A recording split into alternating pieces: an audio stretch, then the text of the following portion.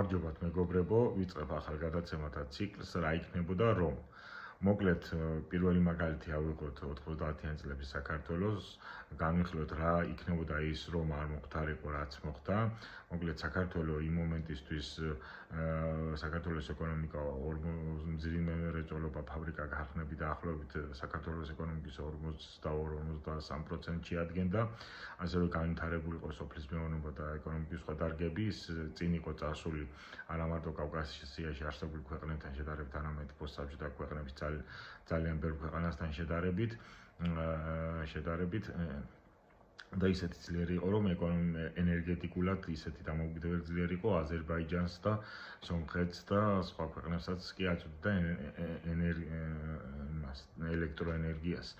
რომ არ მოხდარიყო ის კატასტროფა დაახლოებით 2000 წლისთვის მთლიანი შიდა პროდუქტი იქნებოდა დაახლოებით 10-15 მილიარდი, დაახლოებით იგივე იმდენივე იქნებოდა რაც ბალტიის ქვეყნებში არის. ამას უნდა დამატებოდა პლურალისტური დამოუკიდებელი სასამართლო და ჩვენ ახლა ვიქნებოდით ძალიან წასული წინ, როგორც ბალტიის ქვეყნები და შეიძლება უფრო წინაც ყოფილიყო.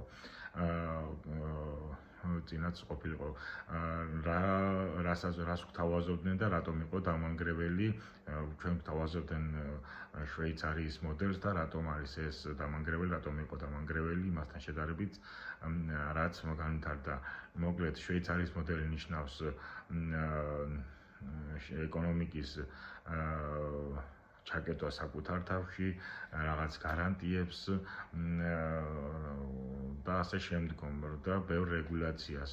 შესაბამისად, რუსეთის ყოველთვის ისტორიიდან გამომდინარე რაღაც ხელშეკრულებასაც ხელი მოუწერია, ყველა დაურღვევია, შესაბამისად თუ ვინმესგან არ ვიქნებოდით დაცული, ის დაარღვევდა და დაგვიპყრობდა ეს ერთი ასევე ეკონომიკურად ვერ განვითარდებოდი, იმიტომ რომ ნეიტრალური ქვეყნის სტატუსი ნიშნავს ბევრ ვალდებულებებს და ინვესტორებისთვის არ არის მიზანშეწონილი იქ ინვესტიციის ჩადება და ასე შემდგომ.